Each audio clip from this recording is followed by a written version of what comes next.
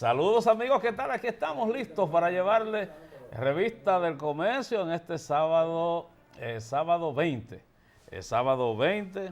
de enero del año 2018. Me siento muy contento porque tengo aquí a mi lado a dos personajes de este programa que tuvieron unas muy largas vacaciones, pero qué bueno que están aquí ya integrados a todas sus labores cotidianas en la República Dominicana.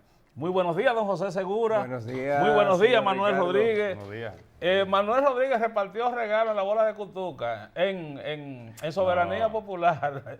Yo espero que los regalos de aquí estén por ahí. Eso es así, eso es así. No, están por ahí, están por ahí. Buen día, Manuel. Buenos días, Ricardo. Buenos días, don José. Y buenos días al país que siempre nos sigue como cada sábado aquí en Revista del Comercio. Bueno, la licenciada Erika Sánchez escribió que viene en camino, eso esperamos.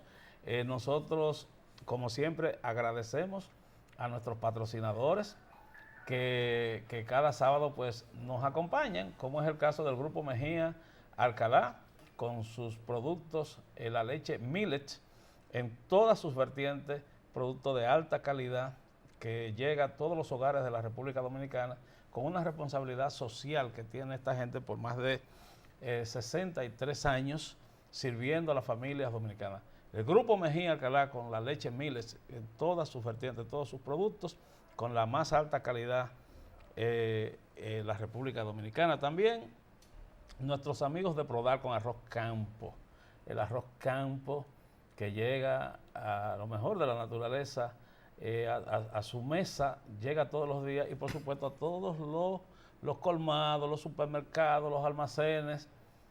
Ahora mismo vengo del Mercado Santo Domingo, ahí estaban la gente ya a esta hora de la mañana con los carritos, con su arroz Campo, para llevarlo, ¿verdad?, a sus hogares. De manera que gracias a nuestros amigos de Arroz Campo, gracias al Ministerio de Agricultura, a Industrias Banileja, a nombre de Café Santo Domingo, el Ministerio de Industria y Comercio y al Mercado Santo Domingo. Muchas gracias. Bueno, muchos temas esta semana para tratar, mis queridos amigos.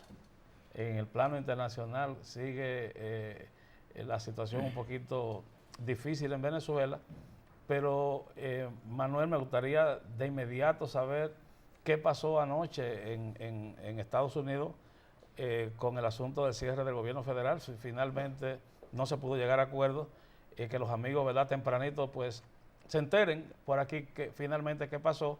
Y muchos temas nacionales en el área impositiva, en el área que tiene que ver con la seguridad, una participación importante del jefe de la policía, es un evento empresarial, al igual que del director general de Impuestos Internos. Manuel, ¿qué pasó anoche en Washington?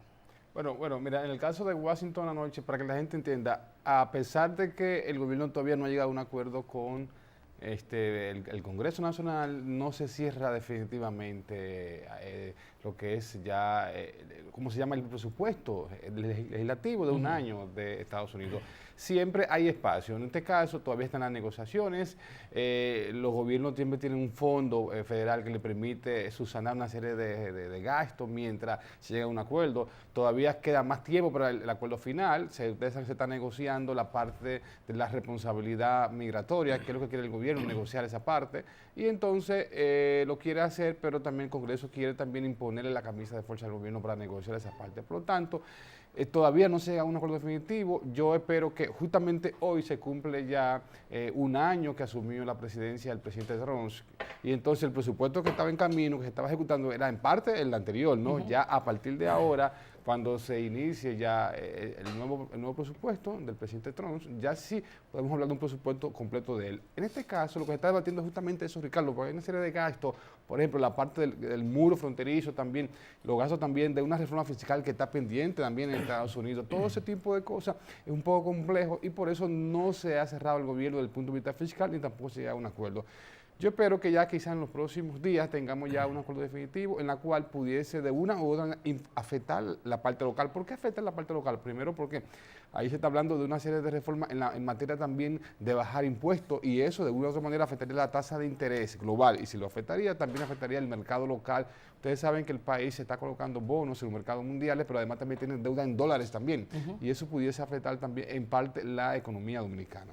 Bueno, definitivamente, señores, ha dejado este año, ¿verdad?, del presidente Trump, pues muchas cosas de qué hablar, un año largo, ¿verdad?, porque el presidente Trump no solamente ha escrito mucho en sus cuentas de Twitter, sino que también ha tomado muchas ejecutorias y muchas acciones que de alguna manera tienen impacto en el resto del mundo. O sea, se trata de los Estados Unidos y cualquier decisión que se tome allí, pues de alguna manera pues impacta en el resto del mundo, y nosotros aquí en el Caribe, un país pequeño, pero con una economía muy dependiente de los Estados Unidos, dice que cuando allá le da gripe a nosotros nos da pulmonía. En el caso de la economía, propiamente dicho, podemos decir que la situación ahora con Trump, económicamente hablando, los norteamericanos están más contentos. No, lo que pasa es que en el caso de él viene arrastrando todavía la herencia de la política anterior de Obama y por eso no se siente. Pero ¿qué pasa? Recuérdense que todavía él no ha tomado decisión económica importante. La decisión económica más importante es la reforma fiscal y todavía está pendiente de aprobación en el Congreso. Por lo tanto, no podemos hablar de que él como tal está tomando decisión importante en materia económica. Todo lo que se está ocurriendo ahora en Estados Unidos obedece a una herencia anterior. Ahora bien, ya a partir, incluso el presupuesto que él usó tampoco era el de él. En parte era el de Obama. Ahora, a partir de ahora, sí, un nuevo presupuesto que ya corresponde a su gestión completamente. Entonces, en el caso de Estados Unidos, todavía hay que entender que la economía norteamericana está avanzando en función de una recuperación. Y yo entiendo que ya en materia económica, en cuanto al empleo, ya no hay forma de cómo está más crecido el nivel de desarrollo. ¿Por qué? Porque estamos hablando que de cada 100 personas que quieren empleo en Estados Unidos, casi 97 consiguen empleo. Por lo tanto, estamos hablando que ya no hay forma de crecer, como se llama economía, un pleno empleo. Bueno, señores, llegó la licenciada Erika Sánchez. Buenos días, licenciada, qué bueno que está con nosotros. Muy buenos días, compañeros. Muy buenos días a los presentes, al público que nos acompaña este día. Gracias a nuestro Dios que nos da una oportunidad para estar aquí una vez más. Por favor, continúen sintonizando a su programa Revista del Comercio, mirándonos a través de las redes sociales, porque a través de los profesionales a nivel de economía, don Manuel con asuntos fiscales y financieros, todo lo que tiene que ver con la contabilidad, y su servidora pues con los conocimientos legales, así como Dios me ayude en mi calidad de abogada. Bueno, definitivamente vamos a hacer nuestra primera pausa. Cuando regresemos vamos a analizar de inmediato la situación nacional aquí, sobre todo en materia impositiva. ¿Qué ha pasado? Hay unas declaraciones del director de Impuestos Internos que se ocurrieron durante un encuentro con la Federación Dominicana de Comerciantes, que nosotros hemos titulado Hablando se entiende la gente, porque ustedes recordarán que la Federación Dominicana de Comerciantes en noviembre estaba llamando a un paro en protesta según ellos, por un maltrato con los impuestos, con la Dirección General de Impuestos Internos, un pleito que venía desde Guarocuya y que parece que la sensatez se impuso, y qué bueno que así sea. Pero de eso vamos a hablar, porque lo que ha dicho el director de Impuestos Internos no es nuevo, todo el mundo lo conoce, pero es reiterado y hay que seguirlo comentando desde aquí. Pausamos y venimos con don José Segura con ese y otros temas en materia tributaria.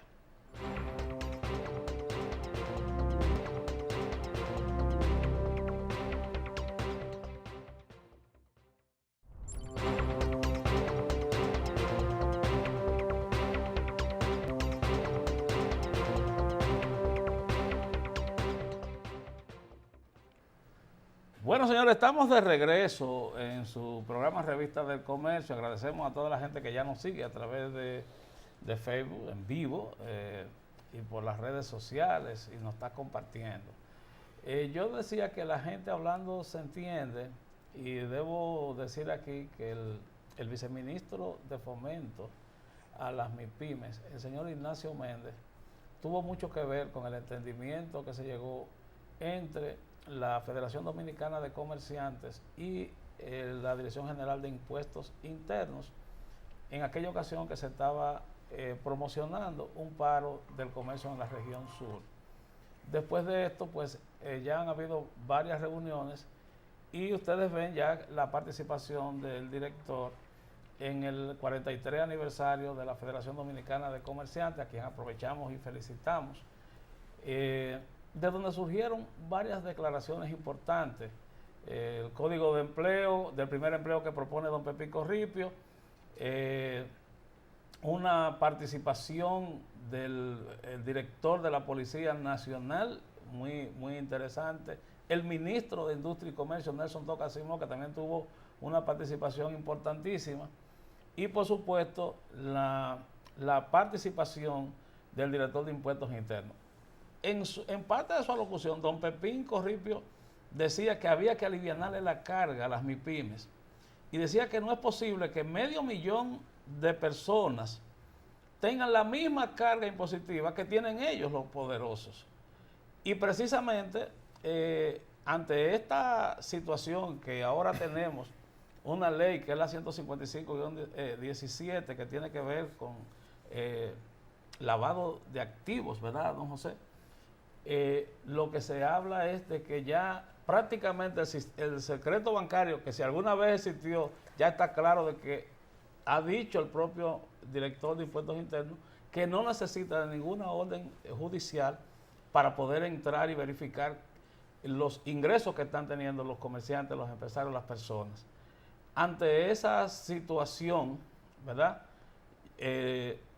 Todos, las instituciones, las personas que estamos en medio del sector comercio, tenemos que decir que sí, que esto es un asunto que hay que apoyarlo. Ahora, ¿hasta qué punto la aplicación de todo este sistema, y sobre todo porque ya estamos siendo evaluados en la aplicación de esta ley, y que muy pronto se darán a conocer los resultados de la evaluación, de la primera evaluación que se nos haría con el desempeño de esta ley, y cuáles serían las consecuencias que pudiéramos tener como país ante el incumplimiento, ante la deficiencia que pudiéramos tener en materia de transparencia?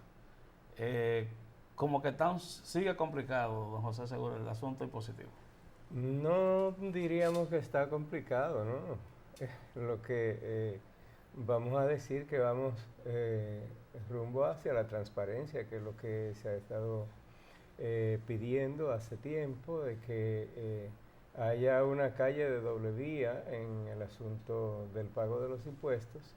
Y obviamente esta ley lo que viene es a procurar precisamente que tanto desde el ámbito público como del ámbito privado prime la transparencia. Es bueno que la gente sepa, y de aquí le decimos que deben estudiarse, deben leerse las últimas normas generales emitidas por la Dirección General de Impuestos Internos, 5 en total, donde, porque la ley es muy amplia, ¿verdad? Y con estas normas se está aclarando cuál es el alcance que hay en la responsabilidad de algunas actuaciones, principalmente en lo que se denominan agentes obligados, como son los abogados, los notarios, los contadores,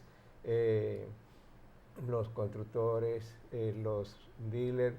En el caso, por ejemplo, de los abogados, de los contadores, que ahora, como pertenecemos a esos sectores, vemos una gran preocupación.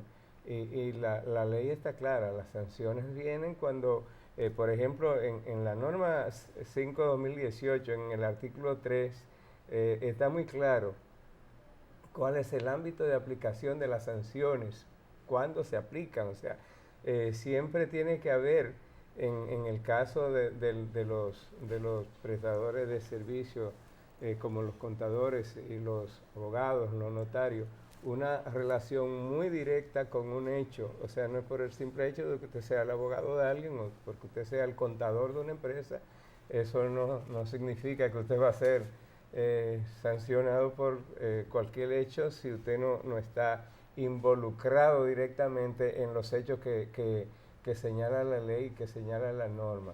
O sea que siempre la administración tributaria, y en este caso la Dirección General de Impuestos Internos, ha tenido la facultad sancionadora que se la da el propio Código Tributario. ¿Qué cambia? Que bueno, ahora cosas que no eran consideradas o que eran tratada de manera muy diferente en el caso de la evasión fiscal.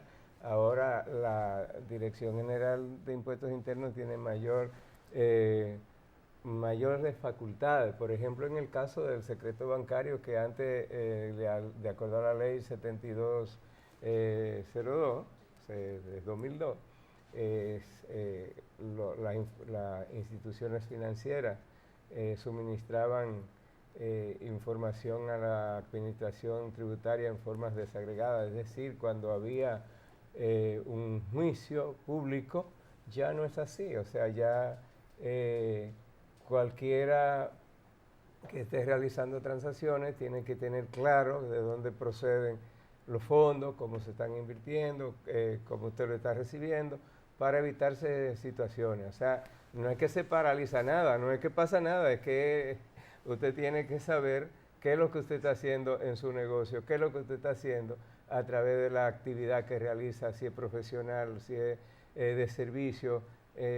O sea, vamos hacia la transparencia y eso está bien porque el país necesita un rumbo claro de hacia dónde se encamina en sus finanzas. No es posible. En el caso que usted señala, por ejemplo, eso mismo va a conllevar a que se busque un mecanismo para que aquellos negocios pequeños, por ejemplo, nosotros siempre hemos dicho, el anticipo es un problema para las pequeñas y medianas empresas. El asunto de las prestaciones laborales significan una carga muy pesada para los pequeños negocios, para las pequeñas empresas, y todo eso pues yo entiendo que a través del pacto fiscal que no se ha hecho, pues tendrá que ser tratado. Y bueno, igual que como nos están imponiendo a todos nosotros reglas, entiendo que en el pacto fiscal habrá reglas también para el sector público, para el Estado, para que todo se maneje en la misma manera. Hay un tema que don Ricardo, que se ha estado y que el Banco Mundial ha estado abogando porque se amplíe la base del ITEVIS y no tocan la tasa. Nosotros también en todas las propuestas que habíamos efectuado, decíamos que la base del ITEVIS en la República Dominicana es muy estrecha, ¿sí?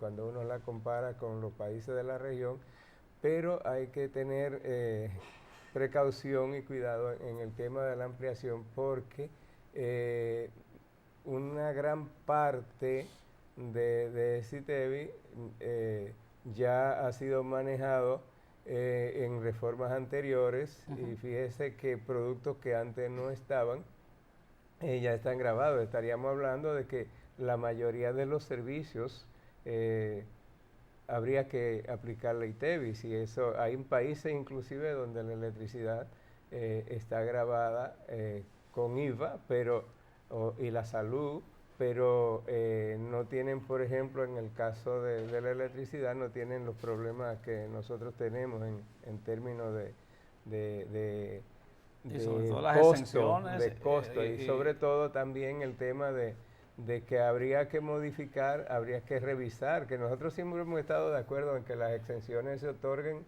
por resultados. O sea, si yo soy una empresa... ¿Y cómo andamos nosotros en términos a nivel de la región, en términos de tasas del ITEVI? Por ejemplo, nosotros estamos a la par con Perú. Estamos por debajo de Chile, Argentina y Uruguay. Ellos tienen Chile 19, Argentina tiene un 21 y Uruguay tiene un 22. Pero después nosotros estamos a la par con Perú, pero todos los otros países están por debajo de nosotros. O sea que Panamá, por ejemplo, tiene un 7%. Y así usted va viendo, y hay países con tasas muy reducidas. Algunas tienen tasa diferenciada, como es el caso nuestro, que nosotros tenemos ahora mismo, si se quiere, 3 tasas, una de un 3 y la del 18, y la del 0, que el 0 se aplica para la exportación. O sea que no es que nosotros estamos con una tasa tampoco baja, estamos con una tasa más o menos adecuada. El promedio de América Latina es un 14.9, quiere decir que nosotros tenemos un 18. Así es. Lo que significa que para manejar tasa habría que hablar ya con cierto cuidado, no así la ampliación de la base, porque todavía nosotros sí tenemos forma de ampliar la base de aplicación del ITEVIS. Bueno, hay varias cosas y que nos gustaría también tratar con Erika y con Manuel, después que hagamos la próxima pausa, en este mismo orden de lo que es la parte impositiva. Por ejemplo, hay una propuesta para que se elimine, por lo menos en los primeros 3 años, a las MIPYME, la parte que tiene que ver dentro de la seguridad social, se le elimina el pago de pensiones. Eso es dentro de la nueva ley de emprendurismo.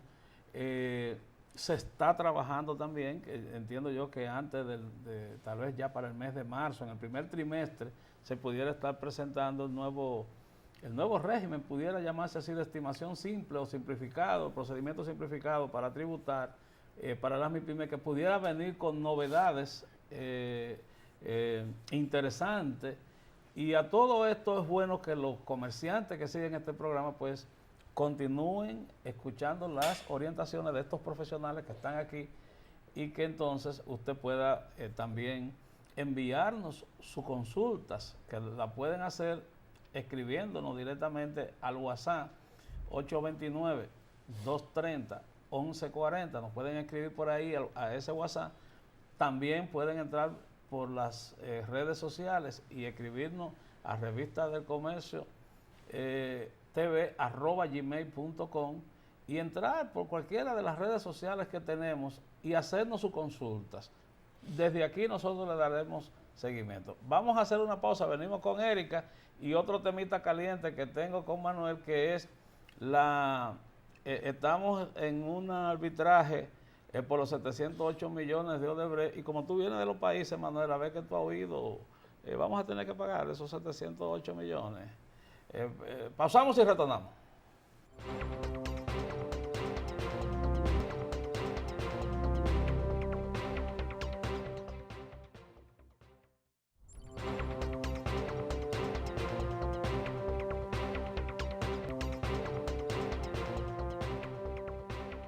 Bueno, señores, estamos de regreso a su programa Revista del Comercio. Les decía, muchísimas noticias esta semana, porque continuó el pasado jueves el juicio que se le sigue por difamación e injuria al presidente del Frente Agropecuario del PRM, Leonardo Faña.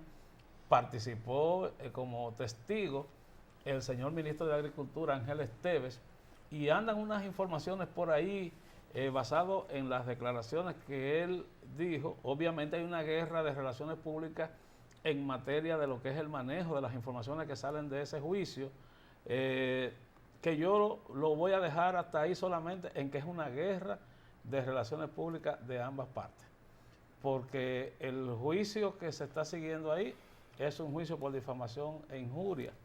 Entonces se ha puesto a circular una información de la sociedad que existe entre el ministro de Agricultura y el ministro administrativo de la Presidencia en otras empresas, que el mismo ministro reconoció de que sí, de que tienen esa sociedad desde hace mucho tiempo.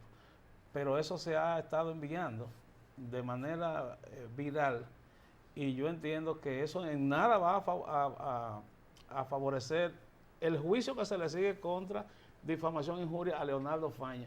Y sigo insistiendo en la posibilidad de que las partes lleguen a un acuerdo. Esa ha sido la línea de este programa. Parece que eso va irreconciliable, porque vi las declaraciones del señor ministro administrativo de la Presidencia y al referirse al señor Leonardo Faña, bueno, lo hacía crispando los puños, lo hacía en un gesto, ¿verdad?, de que no se siente muy conforme con lo que ha estado sucediendo. Y Faña ha sido reiterativo, entonces, que sí, mafia, mafia y mafia. Entonces, ¿cómo va a terminar esto? Señores, todos los plazos se vencen. Licenciada Erika Sánchez. Don Ricardo, así es. Tomando como principio el punto principal de este día sobre el comentario del licenciado Segura sobre la ley de lavado de activos, y la preocupación que se está tornando en nuestro entorno profesional, llámese no solamente los abogados, notarios, contadores, también los agentes inmobiliarios, que ahora mismo también vienen siendo personas responsables de velar por la supervisión de con quienes estamos trabajando. Aquí lo que, desde mi punto de vista, esta ley lo que busca es ordenarnos. Ya nosotros no podemos estar trabajando a la ligera o a confianza o simplemente pues no tener una supervisión o un control. La ley obliga a cada profesional investigar a su cliente y tener las informaciones necesarias y básicas que comprueben que efectivamente esa persona pues no trabaja o no está haciendo uso ilegal de un negocio ilícito, una evasión, una defraudación fiscal, porque detrás de las cámaras estábamos comentando el licenciado Segura y mi persona sobre la diferencia de lo que es una evasión fiscal y una defraudación, que eso es un tema que yo espero que lo podamos a fondo tratar para la próxima semana, si así el licenciado Segura se compromete. Y sobre esta esencia, ¿verdad? Nosotros como profesionales debemos ya empezar a crear políticas internas en nuestra empresa y en nuestro servicio, los que trabajan de manera independiente, a los fines de empezar a tener un control de con quiénes son aquellas personas que nosotros trabajamos, porque está el caso de los abogados que trabajan sobre la base de la constitución de empresa. Esos abogados que trabajan con la constitución y las formalidades, que se dan a la tarea de copiar y pegar y registrar en la Cámara de Comercio las documentaciones, ya no les recomendamos que continúen así. Y también a las empresas que por sí mismas realizan y redactan su propia asamblea sin conocimiento de la ley sobre todo lo que ella les dice que deben ustedes de presentar, porque la ley de sociedades les establece y les obliga a poner unos puntos y una asamblea ordinaria anual que deben celebrarse. Ahora mismo la Cámara de Comercio y Producción tienen un lapso y un plazo de 1 año para regularizar a todas aquellas empresas que tienen acciones al portador, porque esta parte también ya no corresponde a los fines de que se debe identificar quiénes son las personas que son beneficiarios finales. Entonces, sobre la base de esta situación que se está presentando, ¿verdad? No podemos tener temor porque la esencia aquí es identificar a las personas que trabajan ilegalmente, hacen asuntos irregulares y sobre eso entonces pues hacer los reportes del lugar. Vamos a ordenar nuestra casa, vamos a ordenar nuestros servicios y con eso pues vamos a lograr tener un país con un mayor y mejor civismo, eliminando lo que son la delincuencia y también los delitos de cuello blanco, porque tenemos bien los delincuentes que salen a la calle a asaltar, a robar, a matar, pero también nos encontramos con delincuentes de cuello blanco que realizan pues actos incorrectos que son penalizados por la ley.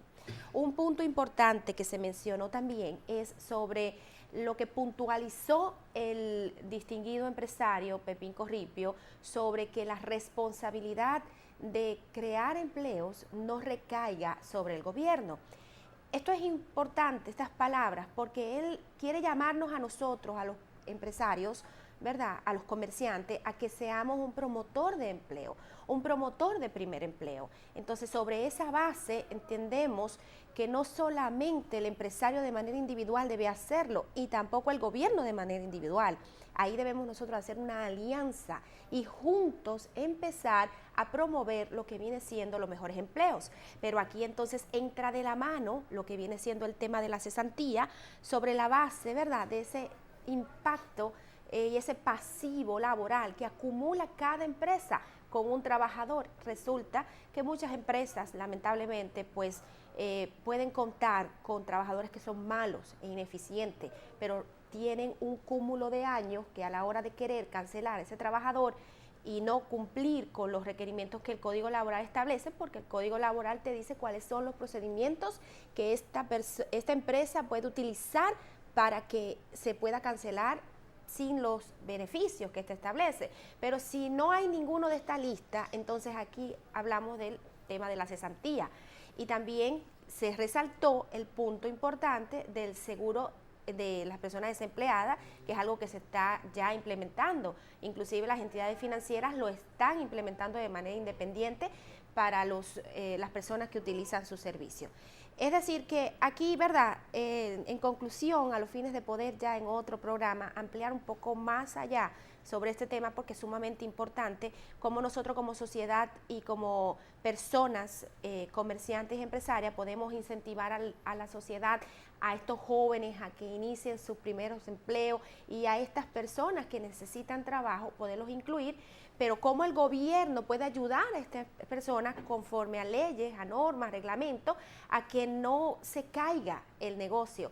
Exclusivamente ayer yo estuve conversando con una persona que es un trabajador en una empresa y él le comentaba a otra, yo estaba ahí escuchando porque me introduje en el tema, ¿verdad? Y le decía, no, porque fulano va a renunciar. ¿Cómo es posible que cuando una persona renuncia pierda sus derechos? Entonces yo le pido permiso para poder intervenir y le explico que cuando una persona renuncia, pierde sus derechos, tiene que entender que también esa persona que renuncia para un trabajo mejor causa un daño a esa empresa, porque esa empresa está contando con ese trabajador, ¿no? Las empresas somos eslabones, cada persona es importante. Un eslabón que se rompa, que se separe, ya la máquina está defectuosa, muchas ni siquiera pueden operar, se paralizan y muchas pues simplemente operan mal. Un nuevo trabajador es un gasto y es una inversión. Pero de la misma manera, cuando ese trabajador pues no funciona, pues también es un problema porque es una responsabilidad de la empresa. Pero hay una situación con esto y es que de la misma manera que la empresa puede preavisar al trabajador, el trabajador también tiene el mismo derecho de preavisar a la empresa. Sí, pero una cosa es el preaviso y otra cosa es la cesantía. Y bueno, lo de la cesantía ya, eso precisamente es lo que se ha estado discutiendo, que es el tranque que tiene la modificación del Código Laboral, porque obviamente el sector empresarial está trancado no en que se elimine la cesantía, sino que se busque otro método para el manejo de la cesantía. Y el sector laboral, los sindicatos, también están cerrados en dos, de que no aceptan ningún cambio en lo que tenga que ver con el manejo de la cesantía y sobre todo la parte que tiene que ver con las parturientas, o sea, cómo reducirle las vacaciones posparto y preparto que se le dan a las parturientas. Y se acaba de aumentar a través del pacto del país. Exactamente, de manera que hay muchos temas que en este sentido, pero yo quiero que Manuel, ¿verdad?, que nos introdujo al principio del programa con la parte internacional. Entonces ya entré aquí, fuego a la lata en el plano local, Manuel. Bueno, mira, Ricardo, en la parte local, tú me hiciste una pregunta antes de irnos fuera del aire, comerciales, acerca de la situación de la demanda de Odebrecht frente a la CDE. Partiendo de que se está ventilando una corte norteamericana en Nueva York, Estados Unidos, y así porque lo establece el contrato, hay una situación de que, bueno, ya no hay presión en la justicia dominicana para dirimir ese conflicto. Ahora bien, ¿qué va a ocurrir? Que no tenemos a mano el contrato en detalles, pero partiendo de que está exigiendo la empresa 708 millones adicionales a lo que establece el contrato, es porque debe haber una cláusula que lo establezca así, porque de hecho la empresa no puede reclamar algo que no está establecido así. Entonces hay que esperar qué va a ocurrir entonces, que ya se inició el proceso ya de prenegociación entre ambas partes para ser dirimido en una corte de Estados Unidos el conflicto. Ahora, particularmente a mí me luce sumamente difícil que el gobierno, que el Estado Dominicano pueda no cumplir con ese acuerdo. Me luce que puede perder el caso, y el caso lo puede perder porque es un contrato que justamente la empresa que está construyendo la planta fue junto con la CDE, en ese caso reglamentó las características de ese acuerdo, y por lo tanto me sorprende que no se llegue a un acuerdo previo a eso. Entonces yo entiendo que quizá el caso lamentablemente tendríamos nosotros como país que pagar ese dinero. Definitivamente. Y en términos de lo que es el impacto económico de esta aplicación de la ley 155-17, en los corrillos económicos, ¿qué dicen los economistas? ¿Tú crees que verdaderamente tendremos la posibilidad de aplicar con un esquema de equidad para todos esta ley, y que verdaderamente podamos? Estamos hablando de que esto fue en noviembre. El reglamento que se inició en noviembre. Para aplicarse a partir de enero. Y ya estamos en un proceso de evaluación. Mira, Ricardo, desde el punto de vista del crecimiento económico, yo sí le quiero decir al país que eso va a afectar en un inicio, entrada, sí, el crecimiento económico. ¿Por qué va a afectar? Primero es porque ahora toda medida económica reciente en la economía y algunos sectores tienen que reglamentarse. En esa dirección, aquellos que están dependiendo de un alto nivel de informalidad para recibir beneficios, entonces tienen que tratar de cómo reglamentar eso. En lo que lo hacen, evidentemente, no van a operar a sus anchas económicamente. Eso es un detalle. Otro elemento importante, y es bueno que el país sepa, uno de los elementos por los cuales se hizo la motivación de la ley de lavado descansa en que aquí hay un sector que se está beneficiando mucho del lavado, que era el sector construcción. Entonces, el sector construcción, cuando tú ves estas grandes torres, cuando tú analizas entonces el crecimiento económico y lo analizas también en función también de la capacidad de ingreso de sectores productivos del país, te vas a dar cuenta que no era posible tú ver cómo se levantan estas grandes torres y de repente una torre de esas te puede costar fácilmente de 15 a 20 millones de pesos, también una renta te puede costar hasta $2,000, y entonces eso sí puede afectar, es decir, que el sector construcción pudiese ser muy afectado. Entonces, cuando tú analizas esos factores, tú te vas a dar cuenta que efectivamente el crecimiento económico, que la construcción corresponde a un elemento importante de crecimiento de la economía dominicana, pudiese resentirse y afectar entonces a largo plazo lo que es el crecimiento económico a finales del 2018. Ahora, desde el punto de vista de la aplicación de la ley, que es otra cosa, ¿qué puede ocurrir? Mira, a mí en lo personal me resulta sumamente extraño que se haya comenzado a aplicar la ley sin que se haya hecho una campaña masiva de orientación. ¿Por qué digo eso, Ricardo? Por lo siguiente, porque todavía hay mucha gente que desconoce la aplicación de la ley, aunque ya fue en noviembre el reglamento, además llegó diciembre, la gente estaba en actividades de fiesta y evidentemente no le prestó la debida atención. Ahora, ¿cómo aplicar esa ley? Que es lo importante en algunos sectores, por ejemplo, en el tema político. Ustedes saben que, y ya una costumbre no de ahora, sino de hace mucho tiempo, que los funcionarios o gente que van a los gobiernos terminan después con un nivel de riqueza que la gente se espanta. Entonces tú te preguntas, ¿no hay forma entonces de que un funcionario o un funcionario actual pueda justificar un nivel de riqueza desde antes de llegar al gobierno y después que sale? Y entonces, ¿cómo tú le aplicas esa ley si él es parte justamente del mismo Estado que está aplicando la ley? Entonces, esa es la gran pregunta que yo me hago. Por ejemplo, don José, Manuel Rodríguez me debe 100,000 pesos, me los paga, pero resulta que yo le debo 125 a usted y se lo pago. Usted le debe 150 a Erika y se lo paga. Pero eso se maneja en efectivo. ¿Eso es lavado?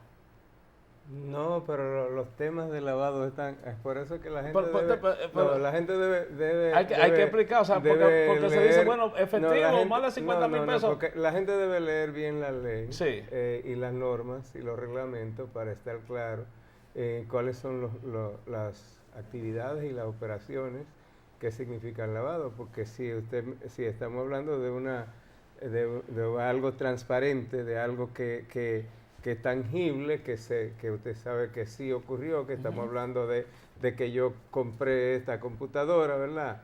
Y estoy vendiendo esta computadora, que estamos hablando de un servicio. Obviamente siempre debe haber una documentación, siempre debe haber un comprobante justificativo de la operación que se está realizando, siempre debe haber un documento que avale lo que yo estoy pagando, porque todas las transacciones deben estar soportadas por un documento, no puede ser en el aire. Si usted la va a hacer valer, si la va a justificar.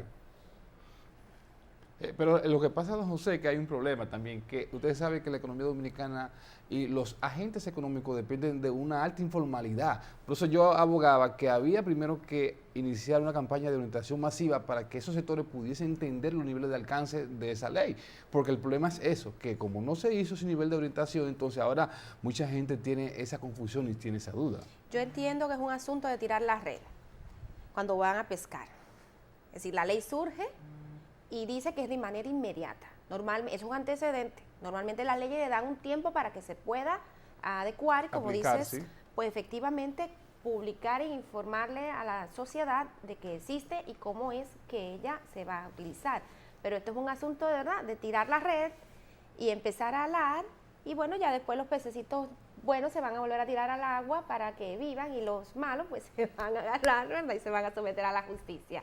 Es decir, esto no es dando tiempo a que la persona prepare nada, sino que simplemente ya queda al descubierto. Eso es lo que yo entiendo que está pasando con esta ley. Sí, sí, la ley, porque y es bueno que el país sepa, y también lo planteó don José ahorita, la ley es buena porque transparenta los pagos tributarios, ¿no? Claro. Y transparenta también la gestión pública. Ahora bien, lo que nosotros criticamos es que no se hizo con la debida orientación necesaria para que los actores principales y la cual reglamenta la ley también tengan los niveles de alcance claros y sepan cómo pueden operar. Porque, por ejemplo, tú lo planteabas, Ricardo, del caso de personas que quizá vayan a recibir un dinero que no esté claro, pero bueno, si no está reglamentado por la ley, no hay problema. Ahora, aquellas cosas que puede estar reglamentado. Aquí se usa todavía la palabra. Pero, O sea, todavía la palabra se usa. Entonces, ya la palabra parece ser que no va a poder ser. Por ejemplo, la ley ahora habla de $15,000. Exactamente, por eso que la ley establece un tope, o sea, de $15,000. Sí. Y sobre el punto de las entidades financieras, ¿verdad? Antes eran $10,000 los reportes que se hacían diariamente y ahora pues lo aumentaron a $15,000, que automáticamente una persona, independientemente de que ese depósito en el día lo realice paulatinamente, es decir, usted lo está depositando un poquito en la mañana, un poquito en la tarde, un poquito en la noche, si en el día se acumuló esa cantidad, ese reporte va. Bueno, gracias a todos los que nos han seguido. Son muchos, pero yo quiero saludar a doña Cibelis Alonso, a Juan Ignacio Caraballo, a Juliana, a Esther, a Hermito, toda la gente que se ha sumado en este sábado informativo de Revista del Comercio TV. Por supuesto, hacerle la invitación para que el próximo sábado estén nuevamente con nosotros. De antemano le anticipo que el viernes es el aniversario, el 14º aniversario de la Federación Nacional de Comerciantes y Empresarios de la República Dominicana, FENACER, y vamos a tener el sábado una delegación encabezada por su presidente Manuel Ortiz, que vienen a hablar, ¿verdad?, precisamente de algunos temas relacionados con este aniversario y un manifiesto que la Federación pues va a poner a circular con motivo de este acontecimiento. Así que la invitación para que estén nuevamente con nosotros el próximo sábado, aquí en Revista del Comercio TV por Carivisión.